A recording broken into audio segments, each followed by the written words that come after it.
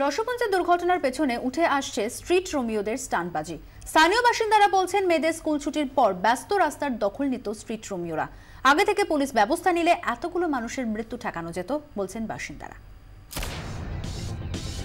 রসপুঞ্জের জ্ঞানদাময়ী girls school, রাস্তার ধারে লেখা রয়েছে কনজেস্টেড রোড, কিন্তু ব্যস্ত রাস্তায় চলতো স্ট্রিট রোমিওদের স্টান্টবাজি। আর সেই স্টান্টবাজি করতে গিয়েই সোমবার ঘটে গেল দুর্ঘটনা। এমনই অভিযোগ স্থানীয় বাসিন্দাদের।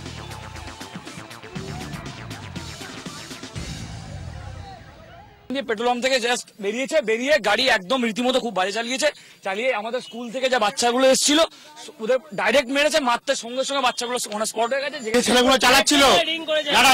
ছেলেগুলো চালাচ্ছিল তারা রীতিমতো ড্রিঙ্ক করেছিল, রীতিমতো গাড়িটাকে ঘুরিয়ে স্টারিংটা ঘুরিয়ে এই পারে দিতে এই পার দিয়ে যে কটা আমাদের বাচ্চা ছেলেরা বেরোচ্ছিল স্কুল থেকে, একটা ভদ্র মহিলাও ছিল, তাদেরকে স্পট মেরে দেওয়া হয়। দোষীদের গ্রেফতারের দাবি তো আছে, তার সঙ্গে স্টান্টবাজি বন্ধের দাবিতে সোচ্চার এলাকাবাসী।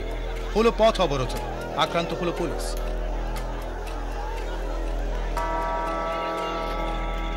গাড়ির নম্বর দেখে পুলিশ জানতে পেরেছে গাড়িটি বিষ্ণুপুরের বনগ্রামের বাসিন্দা আব্দুল মাজিদ শেখের নামে নথিভুক্ত। সেই সূত্র এবং স্থানীয় সূত্র ধরে দোষীদের খুঁজে বের করার চেষ্টা করছে পুলিশ।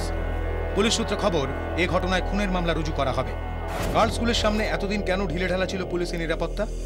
দিনের ব্যস্ত সময়ে ব্যস্ত রাস্তায় স্টান্টবাজি হয়, তা নিয়ে কি কিছুই জানা ছিল না পুলিশের? প্রশ্নগুলি কিন্তু উঠেই যাচ্ছে। ক্যামেরায় অমিত দাস ও অশোক মান্নার সঙ্গে বিক্রম দাসের রিপোর্ট, 24 ঘন্টা।